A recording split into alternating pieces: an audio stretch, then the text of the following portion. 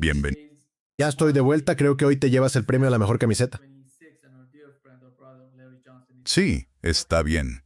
El maestro considera que sus alumnos son buenos. Sí, está bien. Oye, no voy a ser de esos profesores que, cuando los alumnos lo superan, se ponen celosos y dicen, no, no, no. Yo celebro que tengas éxito. Larry, déjame empezar por lo que pasó en la reunión. Fue la cena de corresponsales de la Casa Blanca en el Hotel Washington Hilton. ¿Y qué fue lo extraño? Alguien se coló, rompiendo esas capas de seguridad, y disparó contra los asistentes del evento. Y esto es lo que cuenta una de las testigos de lo ocurrido. Ella está explicando lo que ocurrió durante ese evento. Desde donde estaba hasta ese edificio. Y también había un guardia de seguridad allí. O sea, no creo que nadie supiera lo que estaba haciendo. Intenté con él. ¿Cómo? Ni siquiera estoy segura de cómo era. ¿Y qué te hizo pensar que él era el tirador? ¿Cómo lo sabes? Lo vi montar el arma y empezar a disparar. Dios mío. Sí, la montó. Empezó a disparar y corrió hacia las escaleras para bajar al salón de baile. ¿A quién le disparó? ¿En qué dirección disparó? ¿A qué le disparó? No sé a qué le disparó. Parecía que disparaba por todas partes. Larry, lo de armar el arma me recuerda a Tyler Robinson montando el arma. Sí, bueno, no sé de qué habla ella, porque los informes que salieron decían que él tenía dos tipos de armas de fuego. Tenía una escopeta, la cual no hace falta montar. Se puede desmontar, pero no es un proceso sencillo de apretar un botón y que se desarme. Y llevaba una pistola semiautomática. Era una pistola calibre .380. Ese es el calibre. Entonces, ¿dónde? Ella da a entender que era un arma larga. Hay imágenes de circuito cerrado de él llegando. Corre por un pasillo, se le ve pasar corriendo junto a los guardias de seguridad, y ellos desenfundan y empiezan a disparar hacia él, pero se vería un arma larga. Es decir, no es fácil esconder eso. Así que no estamos viendo eso. Entonces, eso es lo que me desconcierta. Así que parece que solo tenía la pistola, y eso fue lo que se disparó. Pero, ya sabes, muchas cosas extrañas. ¿Cómo lo neutralizaron? No tenemos imágenes de eso. Te aseguro que tienen imágenes de eso, pero no las están mostrando. No le dispararon. Ahora, si él llevaba un arma y además estaba disparando con todo ese personal del servicio secreto y la policía apoyando, lo habrían llenado de balas como un árbol de Navidad. Quiero decir, deberían haberlo dejado tan lleno de agujeros que habría servido para anuncios de queso suizo. Pero no le dispararon. No tenía heridas de bala visibles. En la foto que muestran de él esposado, tendido en el suelo, hay una toma desde el frente y otra, más lejana, desde un costado. No sale sangre. No ves ninguna. Nadie la ha proporcionado. No se ve a ningún técnico de emergencias ni a un policía con guantes de goma haciendo primeros auxilios. Eso no ocurre. Y algunos dicen, bueno, quizá le dispararon en la pierna. Insisto, si te disparan en la pierna, te pondrían un torniquete y te estarían dando atención médica. No había personal médico a su alrededor. Simplemente lo dejan, ya sabes, tendido en el suelo. Parece que lo desnudaron por completo, por eso está así tendido, y luego le ponen esa manta de emergencia plateada encima.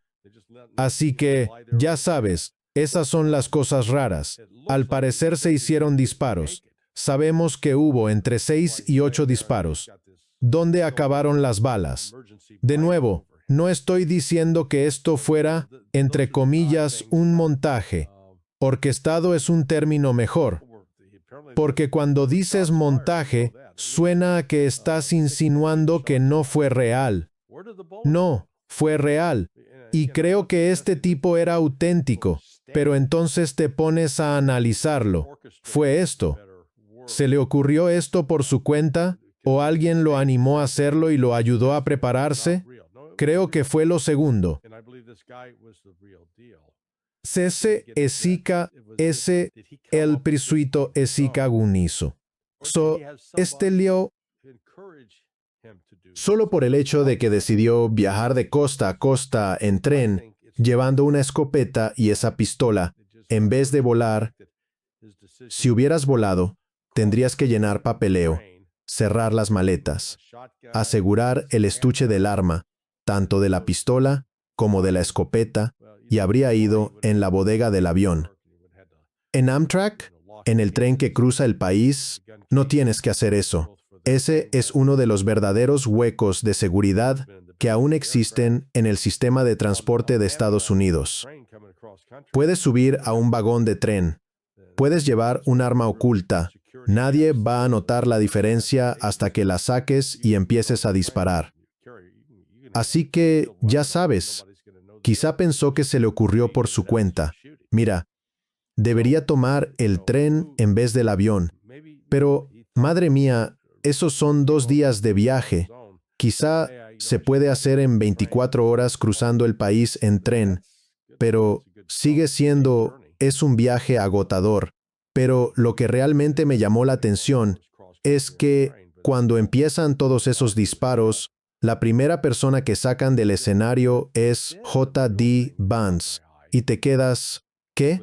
Es que, mira, el trabajo del servicio secreto es proteger al presidente. También protegen al vicepresidente, pero el número 1 a proteger es el presidente. Así que, en cuanto oyes disparos, lo que deberían haber hecho es agarrarlo y sacarlo de allí de inmediato. Eso no pasó. Después de J.D. Vance, desde el momento en que agarraron a J.D. Vance y lo sacaron del escenario, pasan 20 segundos antes de que el servicio secreto agarrara a Trump y empezara a moverlo. Y lo curioso es que cuando empiezan los disparos, Melania reacciona con horror y Trump simplemente la mira. Trump no, quiero decir, ya le han intentado disparar antes. ¿No crees que se habría sobresaltado? No se sobresalta. Es casi como si supiera que esto iba a pasar. ¿Lo sabía? No lo sé, pero su reacción me pareció extraña. Y además, el equipo del servicio secreto simplemente no siguió el protocolo. Así que, ya sabes, creo que en retrospectiva, el servicio secreto falló en varios aspectos. Primero, ¿cómo pasó este tipo el control con un arma de fuego? Porque puedes decir, bueno, él corrió por allí y no lo detuvieron. Mira, si tienes un control de seguridad con detectores de metales y la gente tiene que pasar y dejar sus pertenencias para que las revisen, también en la planificación decides poner personal adicional para apartar a alguien y pasarle un detector manual y revisarlo. Y además tienes al menos 2 personas armadas con rifles de cañón corto y pueden quedarse ahí, de modo que si alguien intenta rebasarlo, puedan detenerlo con fuerza letal o por lo menos derribarlo. Pero si ves a alguien con un arma de fuego, según me contó un amigo que estuvo a cargo del equipo del servicio secreto de Ronald Reagan, si alguien tiene un arma y está en las cercanías del presidente, le disparas. No le preguntas nada. No le dices, detente, suelta el arma. Nada de eso. Le disparas.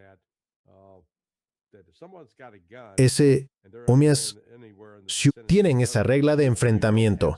Pueden usar fuerza letal sin temor a ser procesados en ese caso.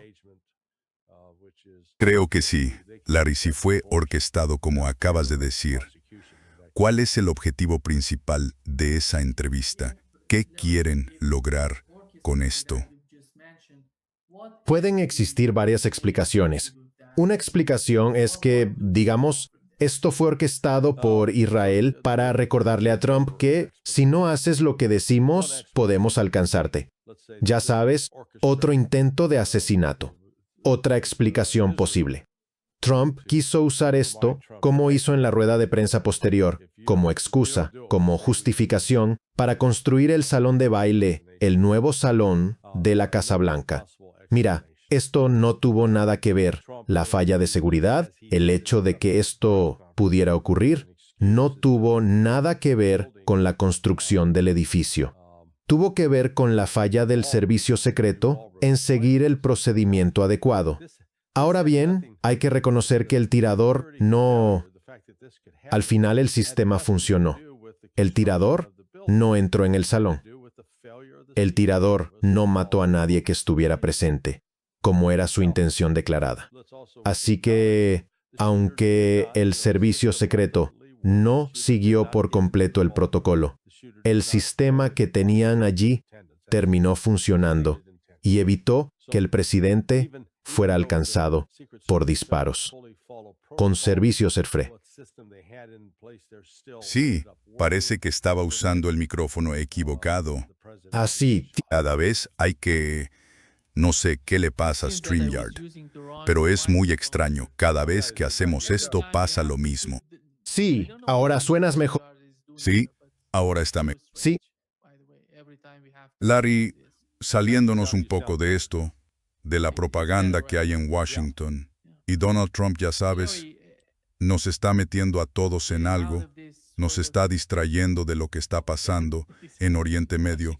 ¿Qué sabes sobre esos nuevos tipos de armas que están enviando al Medio Oriente? Básicamente, a los Emiratos Árabes Unidos y a Qatar. Hemos visto muchos, ya sabes, aviones de carga yendo para allá. ¿Qué significa eso?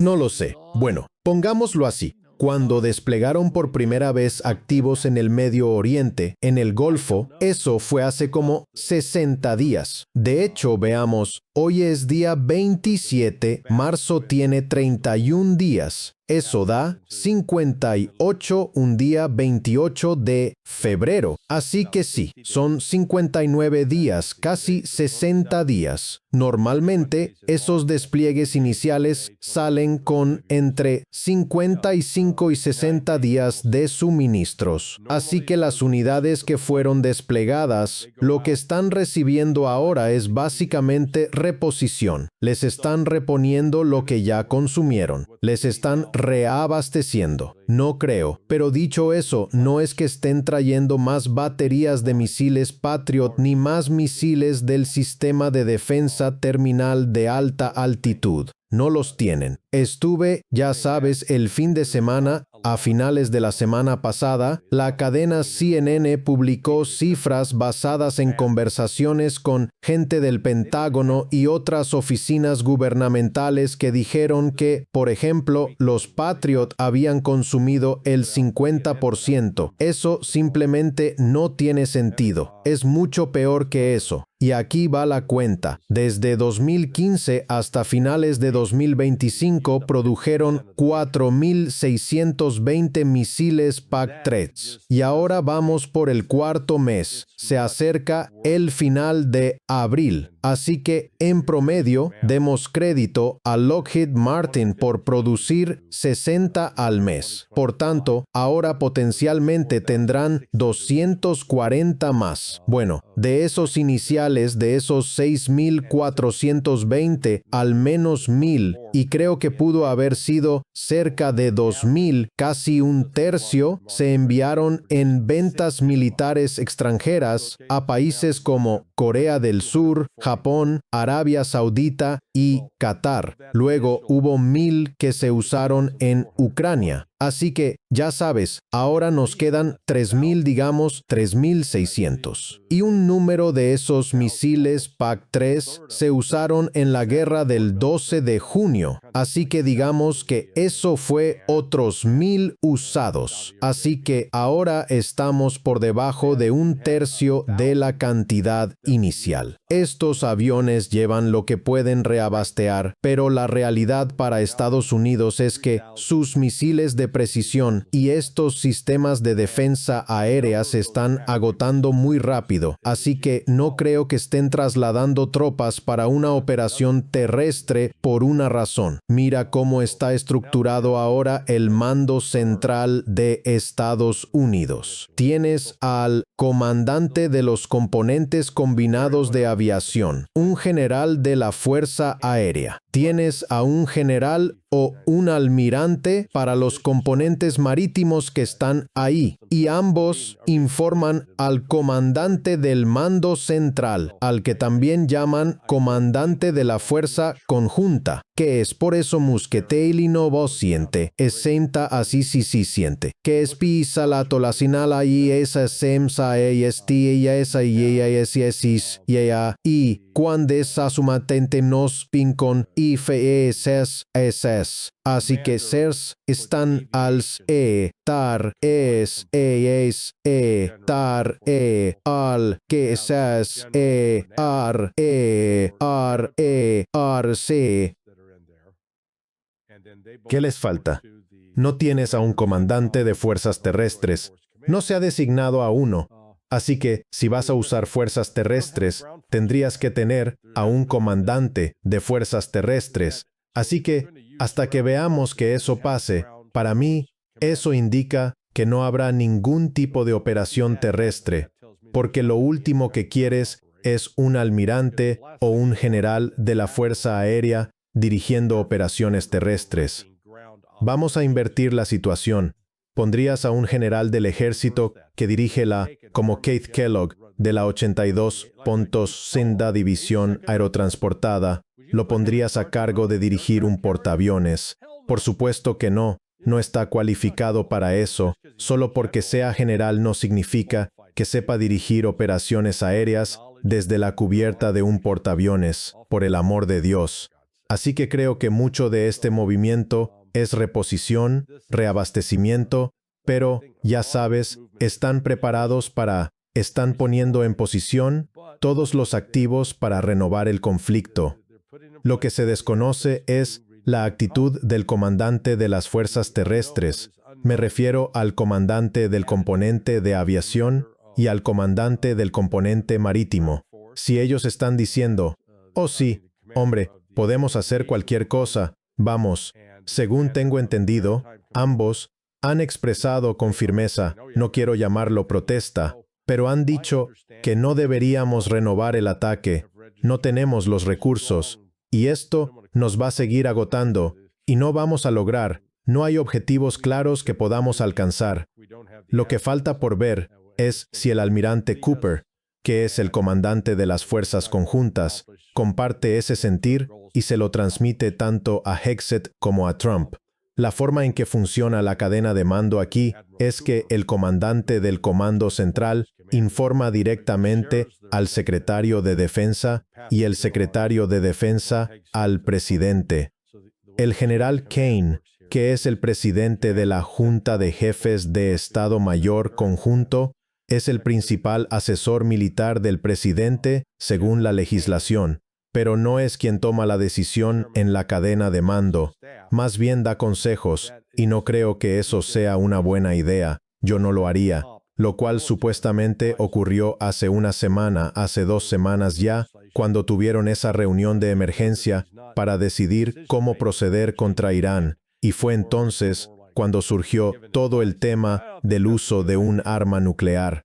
Inicialmente se informó, el informe que recibí decía que él, entre comillas, quería acceso a los códigos, pero eso no es correcto.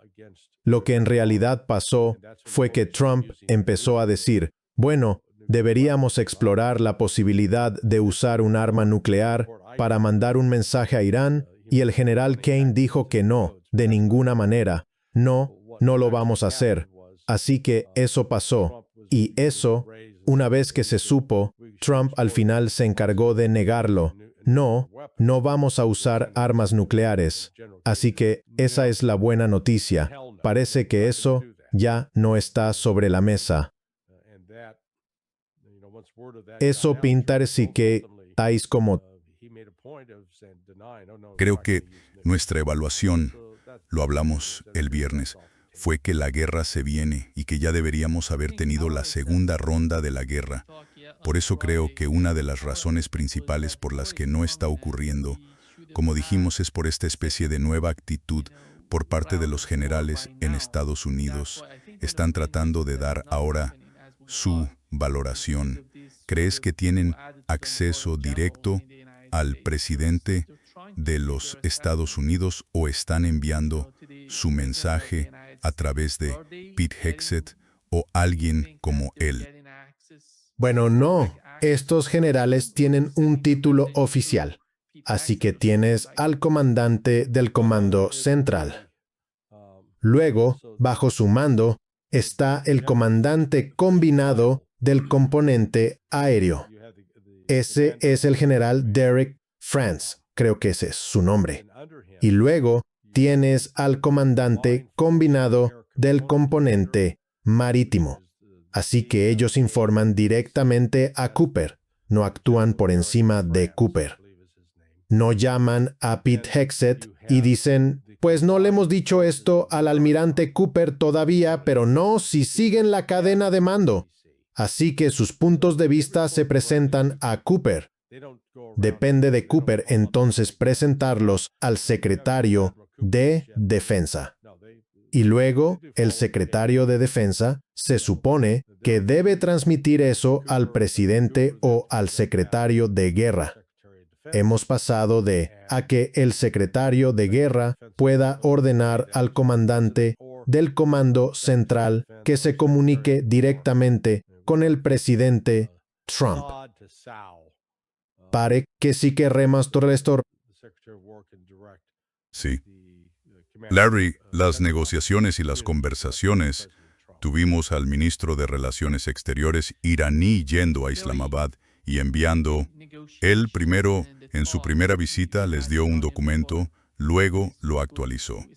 Parece que ahora las bases para las negociaciones están hablando sobre el estrecho de Hormuz, cómo reabrir el estrecho de Hormuz de forma permanente. Y el otro punto, creo, es que el caso del Líbano está sobre la mesa ahora mismo. En la mente iraní está muy ligado al estrecho de Hormuz. Y no hay señales de negociaciones sobre el programa nuclear hasta ahora, porque están planteando esto primero. Hablemos de estos asuntos y luego, más adelante, vamos a tener las conversaciones sobre el programa nuclear de Irán. ¿Cuál es tu evaluación de la forma en que Irán está planteando sus puntos? Bueno, Irán sabe lo que está haciendo y lo que quiere sacar de las negociaciones.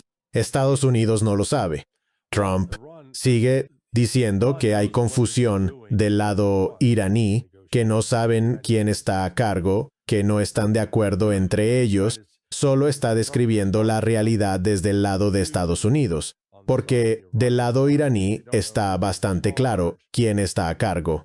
Cada uno tiene un papel que desempeñar, y fue Ghalifar, el presidente del Parlamento. Él fue el negociador principal en la última ronda, pero eso no significaba que Arachi quedara marginado.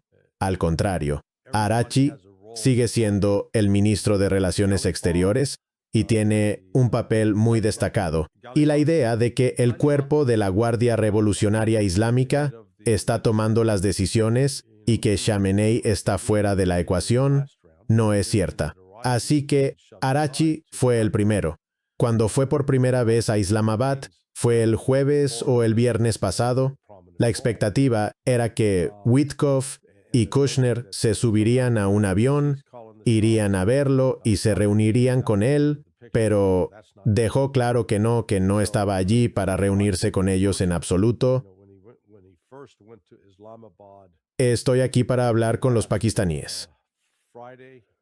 Y entonces, de nuevo, al repasar con Pakistán, básicamente les entregó el mismo documento, el mismo texto de 10 puntos, que se había presentado 2 semanas antes.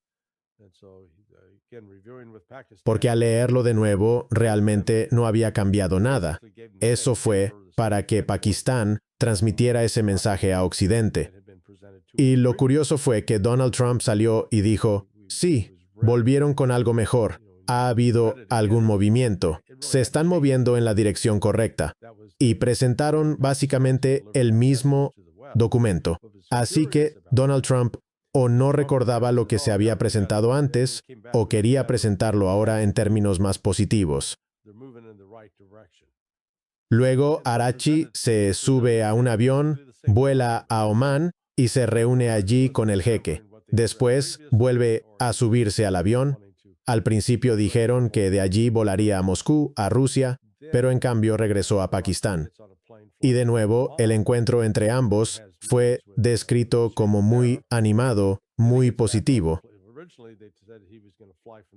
Pero una de las consecuencias fue que Pakistán básicamente redujo las medidas de seguridad y levantó las restricciones, lo que muchos interpretaron como que no habría más negociaciones a corto plazo con Estados Unidos, porque al eliminar esas precauciones de seguridad, significaba que Estados Unidos no iba a venir.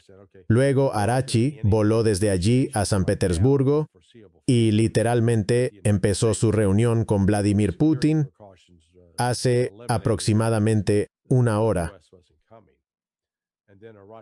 Y los comentarios iniciales entre los dos líderes fueron muy cálidos y amistosos. Esto fue lo que dijo Arachi en Moscú. No, en San Petersburgo. Irán y Rusia son socios estratégicos. Siempre nos han apoyado. Nosotros siempre hemos apoyado a los rusos. Y nuestra cooperación continuaría.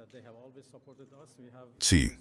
Básicamente estás diciendo que estos dos países son socios estratégicos y que cooperan entre sí. Sí. Eso significa que no es solo una relación casual. Nos están volviendo muy cercanos, Larry. Se respaldan mutuamente. Irán apoya a Rusia, Rusia apoya a Irán, y entienden lo importante que es este tipo de alianza que tienen. Yo diría que es una asociación, porque no es el tipo de alianza que hemos visto en la Organización del Tratado del Atlántico Norte. Y Larry, creo que en lo que respecta a la guerra, reiniciar la guerra, ¿cómo va a ayudar eso respecto a lo que Irán acaba de decirle a Pakistán, como mencionaste? ¿Cómo va a ayudar eso a un nuevo ataque? Supongamos que van a, no sé, destruir algunos puentes o centrales eléctricas. ¿Y cómo va a ayudar la posición de Donald Trump en esta guerra? No, eso solo sirve para sentirse bien. Digo que hice estallar todo esto, y puedes afirmar que están devastados. Ha aniquilado la fuerza aérea, pero los aviones iraníes todavía vuelan. Ha aniquilado la marina, pero los barcos iraníes siguen navegando por el estrecho de Hormuz y hacia el Océano Índico.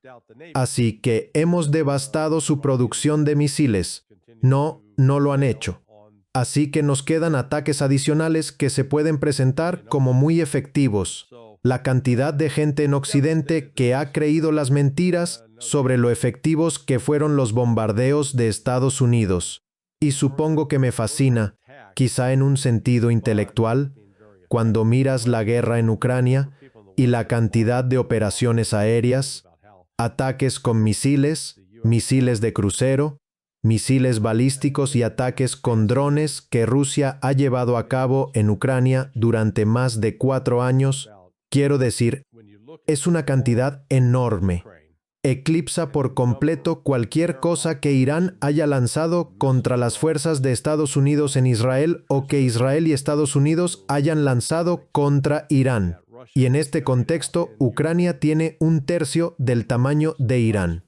Así que, desde la perspectiva de aplicar la fuerza militar y lograr un resultado alcanzable, como cambiar el gobierno o que Irán diga, renunciamos, ya no queremos pelear, eso no va a ocurrir, porque, como se ve, un país como Ucrania puede resistir, aunque sufra mucho, puede aguantar y no colapsar en posición fetal tras una semana de bombardeos. Entonces, para Estados Unidos, esta guerra ha expuesto las limitaciones de su poder militar, tanto aéreo como el poder marítimo, y desde luego no en fuerzas terrestres. El despliegue de fuerzas terrestres se vuelve una tarea imposible.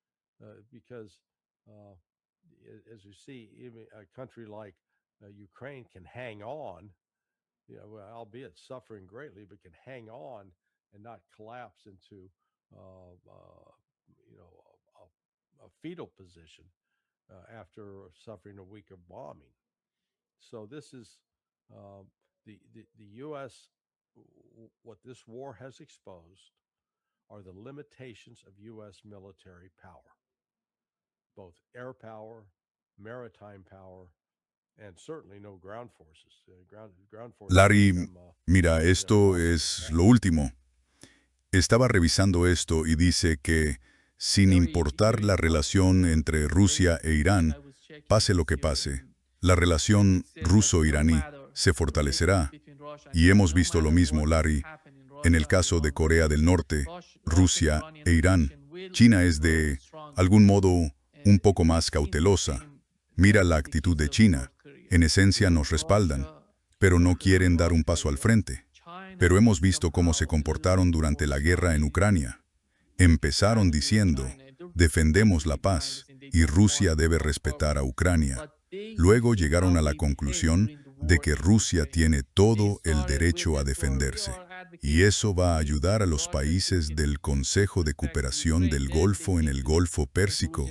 Les va a ayudar a entender la realidad de lo que está ocurriendo. Porque la escalada, si ocurre, tú mencionaste a Irán y su tamaño, pero estos países no van a poder sobrevivir, no podrán sobrevivir a esa escalada, dado todo lo que implica. Bueno, sí, mira, lo que realmente, si quieres llamarlo la violencia real que va a ocurrir y cambiar el rostro geopolítico del Golfo Pérsico, eso será en el frente económico. El impacto total del corte del 20% del suministro mundial de petróleo, del 25% del suministro mundial de gas natural licuado. Esto es significativo. No estoy seguro del porcentaje en helio y ácido sulfúrico, y además al menos el 35% de la urea mundial. Cuando la guerra empezó el día 28, no vimos un corte inmediato, porque la forma en que se transportan el gas natural licuado, el helio y el petróleo es que se cargan en petroleros, y esos petroleros que estaban en el mar, aunque en teoría decimos, vale, ya no se está produciendo más petróleo en Arabia Saudita, al menos no de forma significativa, ni en Qatar ni en Bahrein. No obstante, todavía había petróleo en alta mar rumbo a distintos destinos, y esos petroleros viajan a la velocidad de alguien en bicicleta, como 10 kilómetros por hora, así que tarda un tiempo en llegar a los puertos. Y cuando empezó a llegar a puertos de todo el mundo, los precios que se pagaban antes por el petróleo eran, digamos, $70 por barril. Pues ahora ese petróleo entra y tienen que pagar entre $130 y $150 por barril. En Singapur registraron en la segunda semana de la guerra alrededor de $210 por barril, y tienen que tener en cuenta que van a hablar del precio que figura en los mercados de futuros de Brent o de West Texas Intermediate. Los contratos de futuros pueden marcar, por ejemplo, que el petróleo vale $105, pero la realidad es que no importa lo que intentes apostar sobre el futuro, cuando el barco llega y tienes que pagar, pagas el precio del mercado real, que suele ser mucho más alto, entre un 30 y un 40% más. Mi punto es que todo ese petróleo que estaba en tránsito ya ha sido entregado y no quedan más barcos cargados detrás de ellos. Así que eso se acabó, y eso significa que ahora el impacto real de las escaseces se va a notar, y de manera severa. Así que ahora entraremos en lo que llamamos una contracción económica importante. Creo que eso se desarrollará esta semana y la siguiente, y eso ejercerá presión sobre Estados Unidos desde el punto de vista de las negociaciones, porque parece que una de las cosas de las que Irán hablaba con Omán, vamos a ser socios en el control de lo que entra y sale del Golfo Pérsico, y nos van a pagar. Los dos vamos a cobrar por ello, porque somos los que más riesgo corremos. Así que Irán lo está negociando con Omán. Luego habla con Pakistán y hace que Pakistán le comunique a Estados Unidos qué está dispuesto a hacer Irán respecto al estrecho de Hormuz para abrirlo, y que el tráfico comercial vuelva a fluir con más regularidad.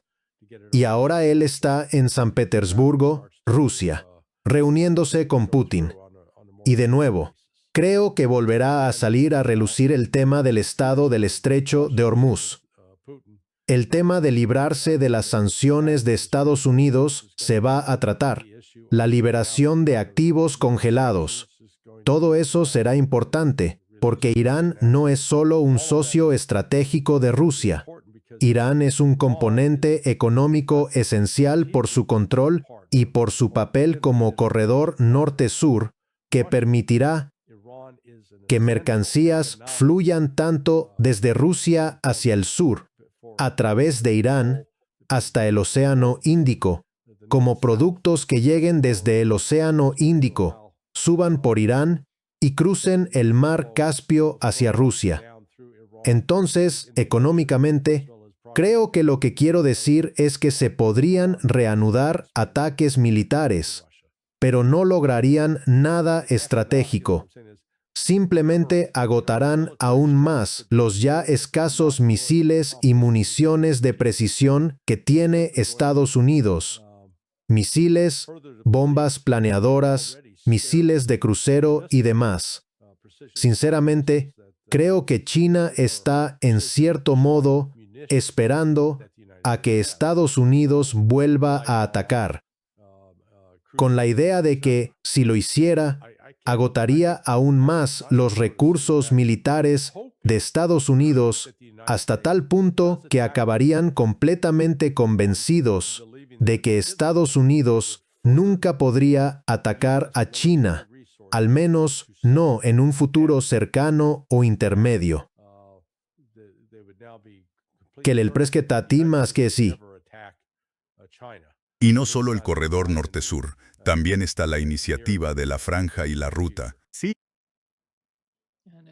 Hay una conexión entre Irán y China, un ferrocarril que llega hasta China también. Eso es importante.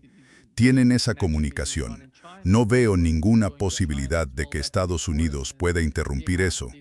Pueden atacarlo, destruirlo, pero acabarían en lo mismo.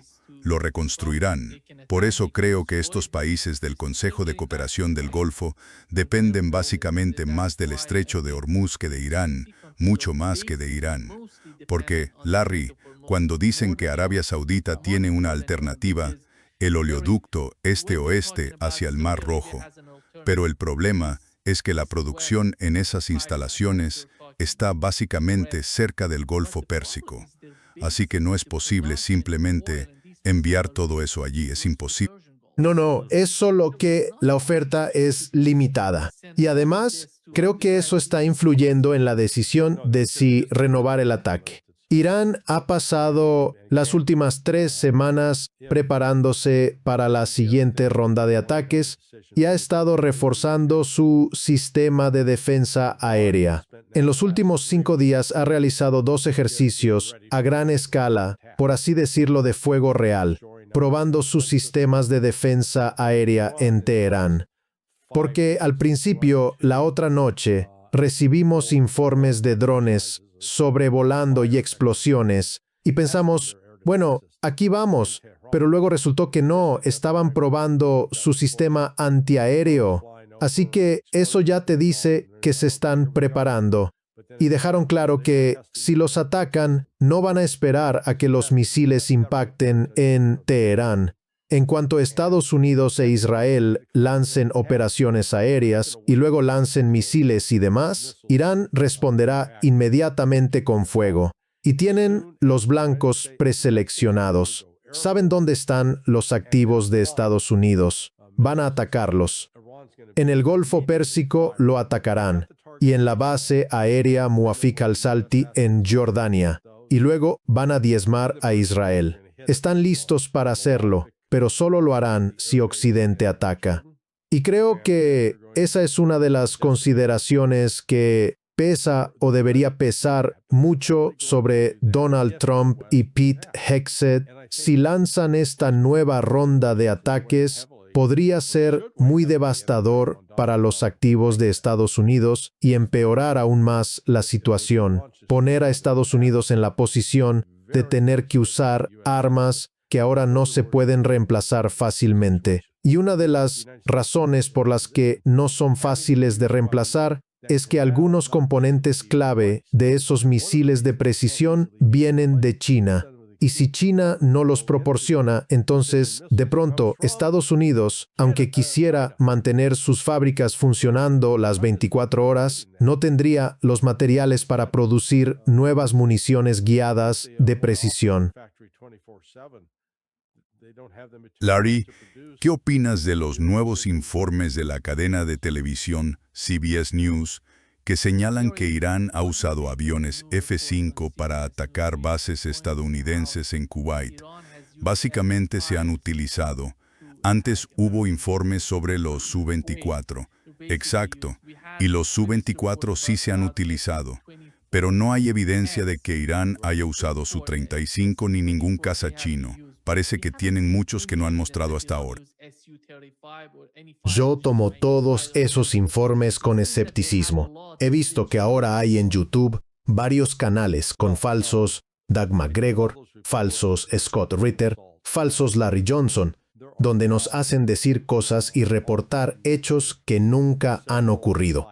Uno de ellos me hizo decir que los iraníes hundieron con éxito 3 portaaviones. Siempre puedes notar que estos son falsos. Solo tienes que mirar los ojos. Y el rostro. El rostro no es normal. Han hecho lo mismo con el profesor Morandi.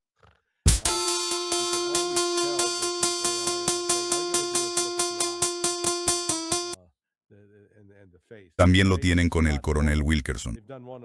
Sí, también tienen uno con el coronel Wilkerson.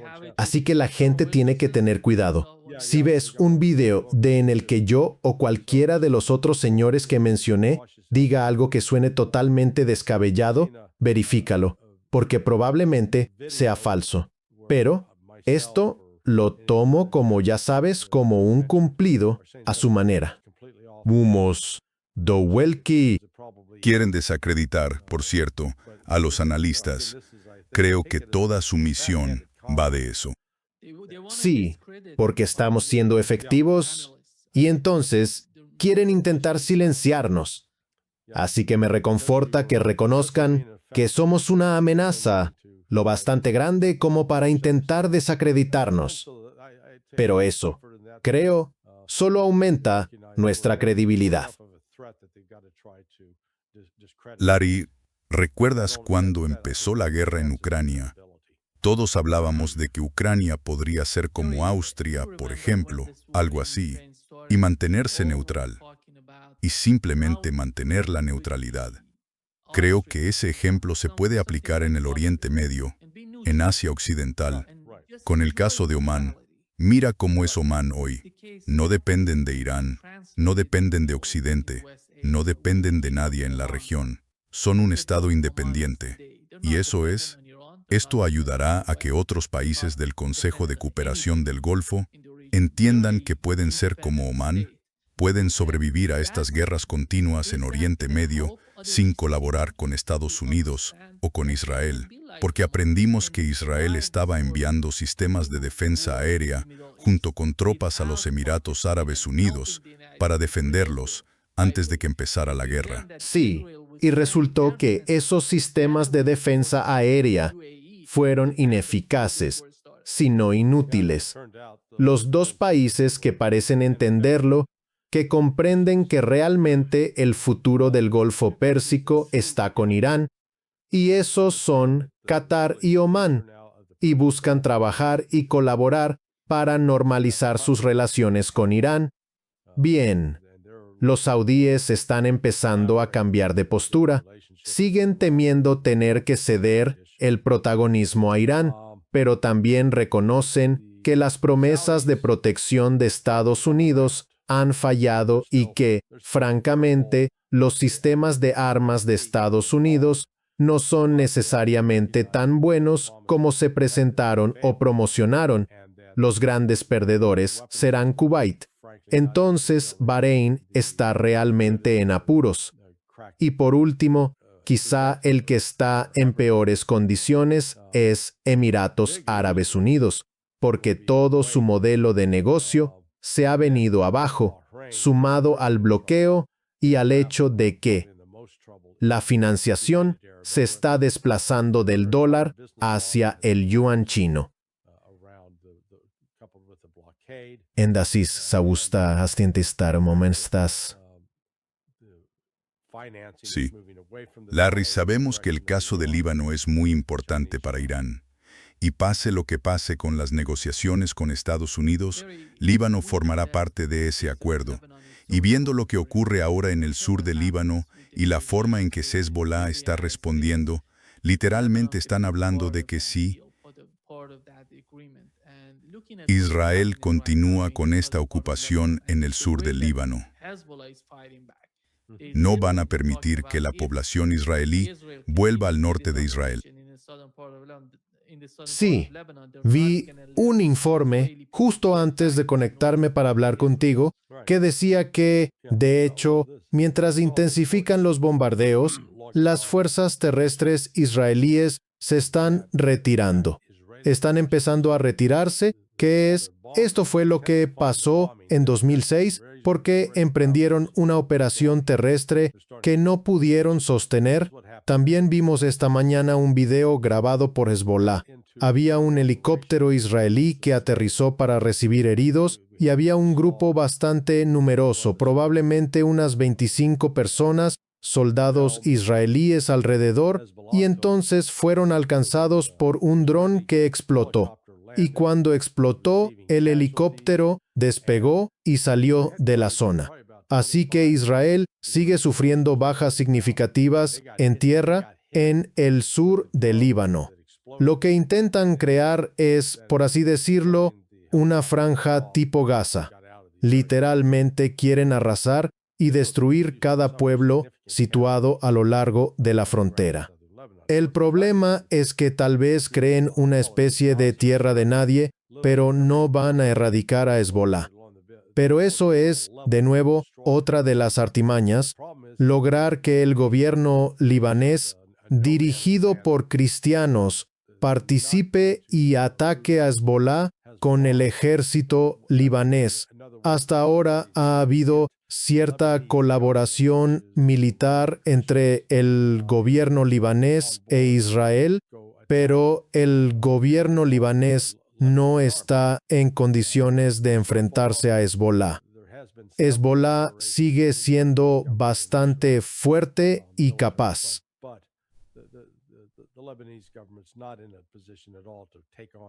¿Sientes, Larry, que hoy, mientras hablamos, si asumimos que Irán y Estados Unidos llegan a algún tipo de acuerdo, ese acuerdo incluirá el alto el fuego entre Líbano e Israel, dado que, por cierto, sabemos que el alto el fuego no existe realmente?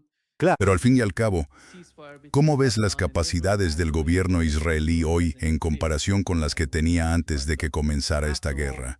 ¿O cuáles han sido los efectos de esta guerra en las capacidades de Israel? Sí, creo que ha puesto al descubierto las limitaciones y debilidades del ejército israelí.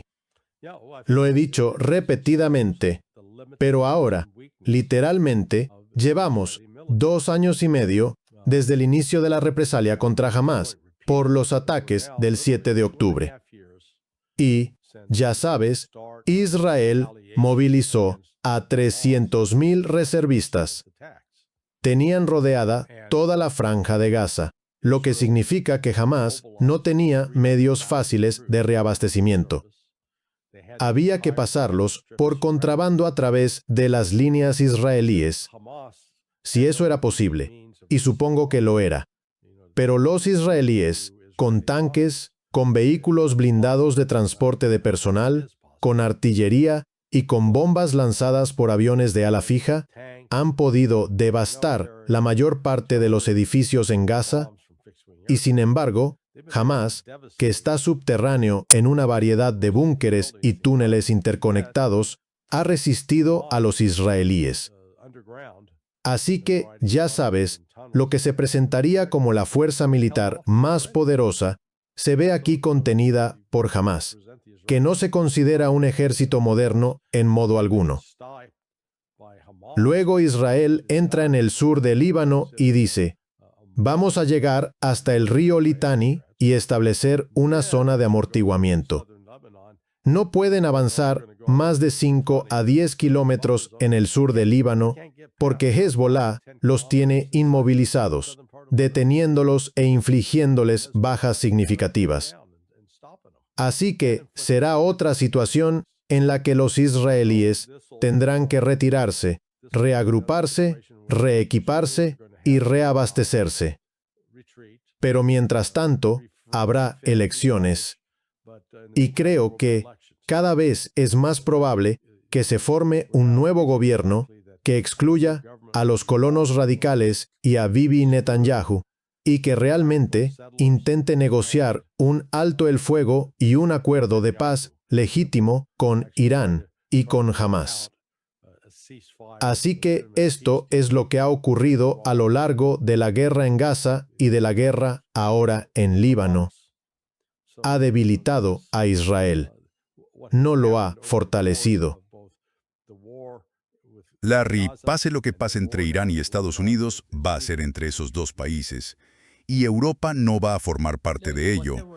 Europa formó parte del Plan de Acción Integral Conjunto y de esas sanciones de restablecimiento automático. Y simplemente no cumplieron las promesas que tenían durante el Plan de Acción Integral Conjunto. No hicieron nada.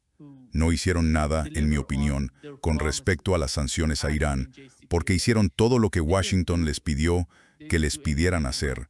Y aquí está Ursula von der Leyen hablando de levantar las sanciones a Irán, porque esto, ante todo, está creando una nueva realidad en la relación entre Irán y los europeos.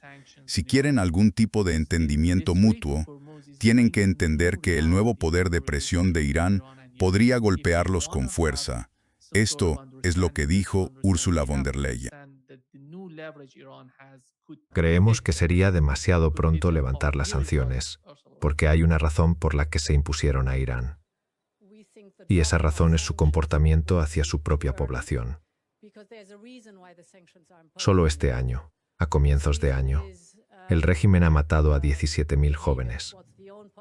Es la represión de los derechos humanos, y en particular de los derechos de las mujeres en Irán, y muchos otros asuntos los que desencadenaron las sanciones. Primero tenemos que ver un cambio fundamental en Irán para levantar las sanciones, y por eso creemos que es demasiado pronto para hacerlo. ¿A quién le importa lo que dice? Es irrelevante. No controla un ejército, controla un presupuesto, pero no tiene poder. Es como escuchar a una ardilla chillar. Es solo ruido de fondo.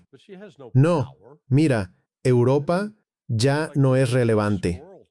Así que, durante casi los últimos 1600 años, remontémonos a 1492, cuando Colón surcó el océano. A partir de 1492, y quizá un poco antes, Europa dio inicio a la era colonial. Europa se expandía. se peleaban entre ellos, pero se dedicaban a conquistar y controlar otros países para explotar sus recursos, y Europa era el centro. Era el centro de la música, de la filosofía, de la industria, de la ciencia y, particularmente, en el siglo XIX, cuando todo eso llegó a un punto culminante. Y el comienzo de la erosión de los poderes coloniales, ya sabes, porque mira lo que hizo Alemania en África, junto con lo que hizo Francia en África y el Sahel. Alemania, por ejemplo, con sus campos de concentración en el sur de África. Los neerlandeses también participaron. Así que, ya sabes, todos esos europeos competían entre sí por distintas colonias alrededor del mundo. Luego llegó la Primera Guerra Mundial. Y eso marcó el comienzo del colapso del Imperio Británico. El Imperio Británico era global, era el más grande, era el más importante. El sol, como dije, nunca se ponía en el Imperio Británico. Pero la pérdida, el coste físico, el coste económico de la Primera Guerra Mundial, junto con la pérdida de tantos, de toda una generación, realmente, de jóvenes hombres que ya no estaban vivos para reproducirse y formar familias, se habían ido aniquilados. Eso inició esta contracción, por así decirlo, del Imperio Británico, y de nuevo, cuando llegó la Segunda Guerra Mundial, eso fue como tirar de la anilla final, hacer estallar la granada y acabar con el colonialismo. Porque al salir de eso, surgieron todos estos distintos movimientos de independencia. India obtiene su independencia. A países que habían estado bajo control alemán, se les quitó ese dominio como consecuencia de perder la guerra. Y desde entonces, durante los últimos 80 años, hemos visto la continua erosión y declive de Europa como potencia militar y como potencia económica. Ya no es realmente relevante. Centro de la industria. No, para nada. Eso ha cambiado. Ahora es China. Sus armadas, por ejemplo, son solo una sombra de lo que eran. Sus fuerzas armadas, es decir, los británicos, tienen como un total de 70,000. Diablos, ni siquiera pueden llenar un estadio de fútbol con todo su ejército. Así que, ya sabes, esas tonterías de Úrsula, del tipo, vamos a controlar y a dictar. Irán está emergiendo como un actor económico más poderoso solo por controlar ese estrecho de Hormuz. Europa va a estar clamando por clemencia dentro de 2 o 3 semanas. Recuerden mis palabras. Sí.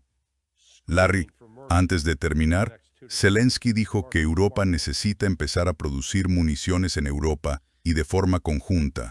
Él considera a Ucrania parte de Europa. No sé si van a seguir siendo parte de Europa, ni si existirá un Estado llamado Ucrania, como antes de que empezara la guerra. Pero ¿qué pasa con la capacidad de producción, con el complejo industrial militar en Europa sin energía? ¿Cómo es eso posible? Exacto. Sí, no, es la verdad con la que van a tener que enfrentarse. La crisis económica global de 2008 fue significativa, pero lo que nos espera ahora lo empequeñece. Lo que pasó en 2008 podría verse como un breve aguacero, y a lo que nos enfrentamos ahora es a un huracán de consecuencias devastadoras. Y la gente me dice, «Estás loco, que solo estoy exagerando». Miren, si recuerdan las imágenes de Tailandia cuando hubo los tsunamis, fue en 2012. La gente estaba sentada en la playa viendo cómo se retiraba el agua. Decían, mira, qué calma, qué playa tan grande, vamos a salir a ver los peces, sin darse cuenta de que eso era la señal de que algo terrible estaba a punto de ocurrir. Eso es lo que han sido estas últimas 7, ahora 8 semanas. El agua retirándose, porque viene un tsunami que nos va a aplastar. Económicamente a todo el mundo. No va a ser solo un país o dos, pero Europa va a ser de las más afectadas porque se han quedado sin petróleo. Y no hay otra alternativa. No pueden simplemente decir, pues pagamos un precio más alto. No, los suministros reales han disminuido. Ahora, lo único que hará que vuelvan los suministros, aparte de abrir el estrecho de Hormuz, es que haya un colapso económico tan grande que la gente deje de conducir. Y eso trae sus propias implicaciones terribles, que llevaron... Muchas gracias, Larry. Con esa nota tan alegre, empecemos la... Sí, Muy bien, amigo. Nos vemos más tarde esta semana. exacto. Pórtate bien y buena camisa. Claro. Gracias igual.